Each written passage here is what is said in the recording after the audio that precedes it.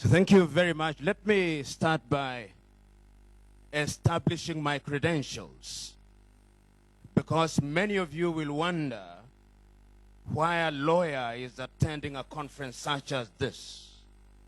Indeed, quite a number of my friends posed the question, why are you attending a scientific conference in agriculture?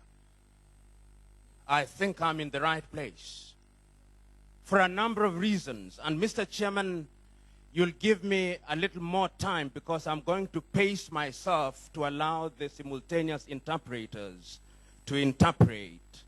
So I'm given 10 minutes, but I ask that you give me 5 more because I'm not speaking normal speed.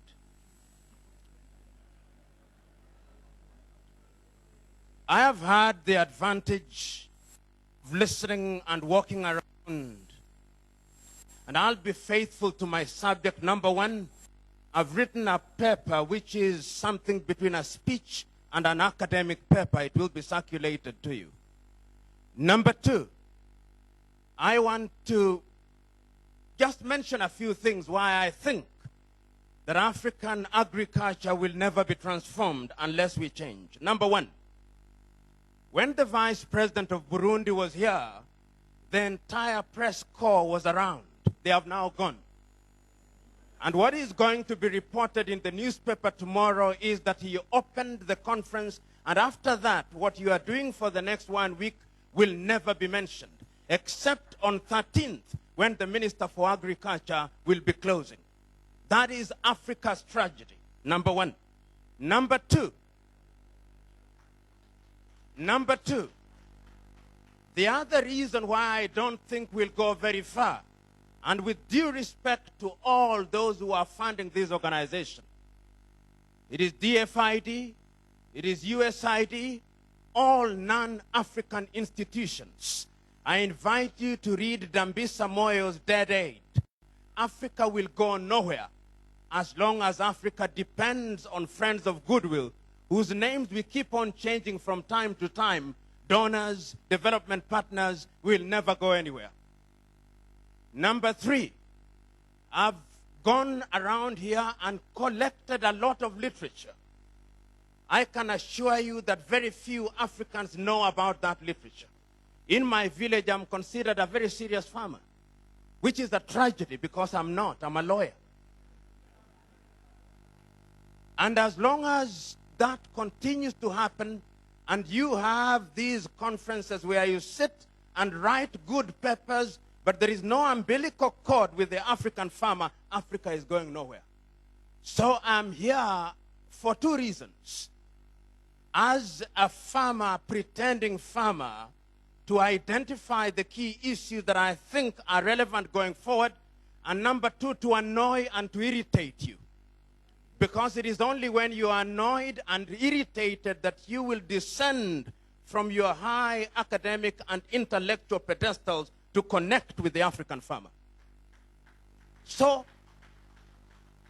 it is not lost on me that you are experts in your own field.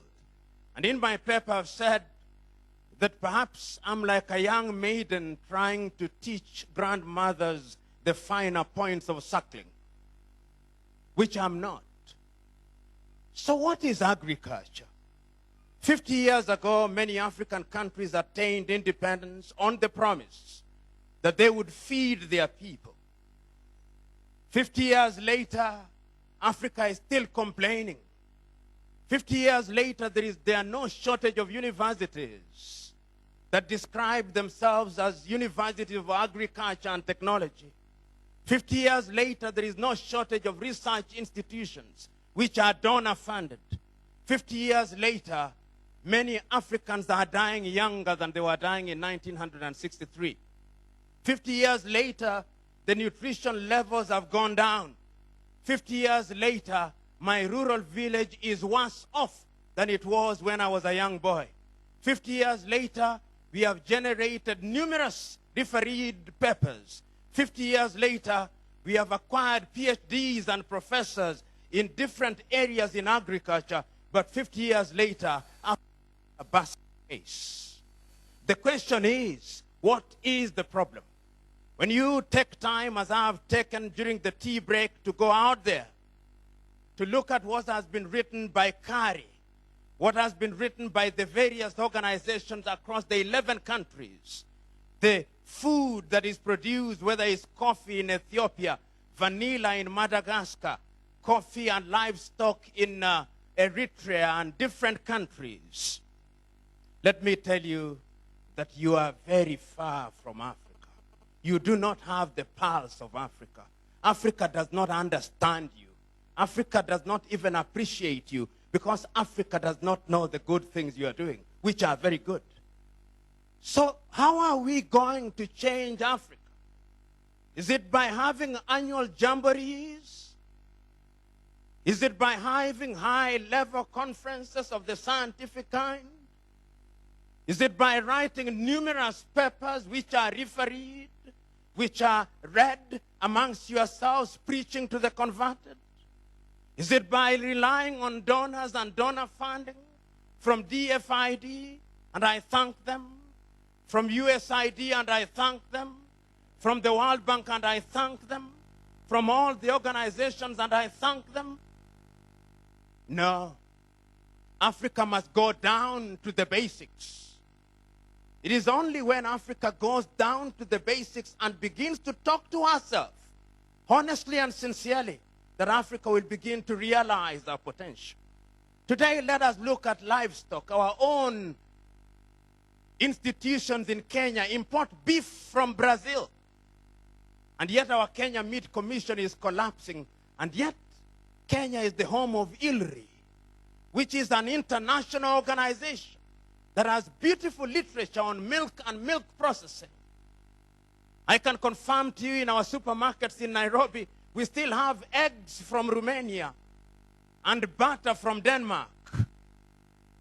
What are we doing in livestock when we still have individuals engaging in poaching as an ethnic sport in the 21st century? And even if we moved into aquaculture, in my own rural village, they still fish like Adam and Eve did, while China is producing fish from fish farms, and there are no shortage of professors in aquaculture. If you go into the area of maize production, right now it is forecast that in my own country, Kenya, we'll have food shortages. Yet, the whole idea of food security is older than Jesus Christ. Go and read the book of Genesis and how Joseph dealt with it. And one can go on and on. I've already been warned that I only ought to speak for 5 minutes. Do not know why I was brought here to speak for only 5 minutes. You will have the occasion to read my paper and understand and appreciate its full flavor. In many areas in Africa, including my village and in your village, you still have farmers going out with seed and throwing it about in the hope that by divine intervention they'll grow. While in Israel, they are using drip technology. These are the questions that you must ask yourselves. You must ask yourself, how many people have you touched? Not just writing a refereed paper in a journal. How many people do you employ? What are you doing on the ground? So going forward, as I conclude, what must we do? Number one, we must liberate ourselves from the chains of donor dependency. Dambisa Moyo is so right as long as Africa is fed by donors. And I remember a project in my rural village called the Millennium Village, which was a World Bank project. Since they left, the thing is collapsing. Because that was their project. It was not ours. Going forward, that is what we must work towards. D. Rockefeller, the great philanthropist, says, charity only begets charity. If he says so and is in charity, the sooner you wean yourself off the breasts of DFID and others, then we meet them on the dinner table of equality, you are going nowhere. Number one. Number two, science and technology and innovation. Calestas Juma, writing in the book that you've read, The New Harvest, is so eloquent that until and unless Africa begins to move in the right direction, in embracing science and technology, Africa is going nowhere. You know, I come from Kenya. And Kenya is one of the better African countries, believe me you. And yet Kenya is so far from where everybody else is going. So this competition that Kenya is ahead of the others, Museveni is right, is a competition of dwarfs, complaining about which one is taller than the other. I'm submitting to you that we must embrace science and technology. The third thing, we must also deal with regional and international markets. You know, when leaders come and say, Agriculture, Africa Growth and Opportunities Act, that the United States of America sat down in Congress and is giving some Africans some tokenism, that if you want to grow cotton, you'll take it to the United States. Complete nonsense. Africa could trade with herself. Intra-African trade is only 4%. Some now say 10%. We have food in Burundi, but it cannot be transported to Kenya. We have maize in Malawi, it cannot be transported to Kenya. Markets and markets. The other thing, transport system. I was at a forum where President Obasanjo of Nigeria said he wanted to commence a poultry farm in Liberia. He lost 40,000 chicks because there were no roads. What can we do? We who are educated here, complete with professorial titles. Reliable transport system is what we must deal with. Investment in irrigation. What are we doing? We are still waiting for God to send rain on earth, and his divine instruction was, go ye and subdue the earth. And we have allowed the earth to subdue us. I see the gentleman moving. I'll finish in 2 minutes. The other thing is the source of energy. Africa produces less energy. Africa combined produces less energy than Japan. My own country, Kenya, produces 1,600 watts. Perhaps that is what runs the Schiphol airport in the Netherlands. We are not going anywhere until and unless we embrace all these things. And of course, enhancing extension services. In other words, you scientists, and this is the last point I want to make, you who are here must cascade your ideas to the ground so that the men and women in rural Africa can begin to appreciate you, so that extension farmers can begin to feel you, so that you can begin to be relevant. Otherwise, we will remain here orating ourselves in the void without much contribution. Because I want to finish on a spiritual note. You'll read my paper. And it tells you in summary that we have a problem, number one. Number two, it tells you in summary that we have opportunities. Number three, it tells you in summary that in order to seize those opportunities, we must go back to the basics. It tells you in summary that Africa must reorient and that Africa must engage in important soul searching. When he was reading the poem, he talked about prayer warriors. Africa sometimes seeks the things that require logic through illogical means.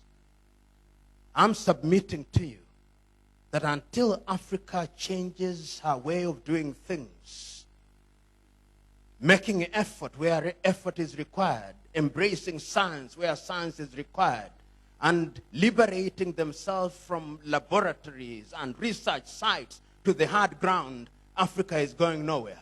But it can go somewhere if you men and women here on Friday take the solemn decision that what you are doing at Kari, what you are doing in your research stations will be cascaded to the African where they are at. I could have spoken on and on, but I'm being terrorized by the time managers. Thank you.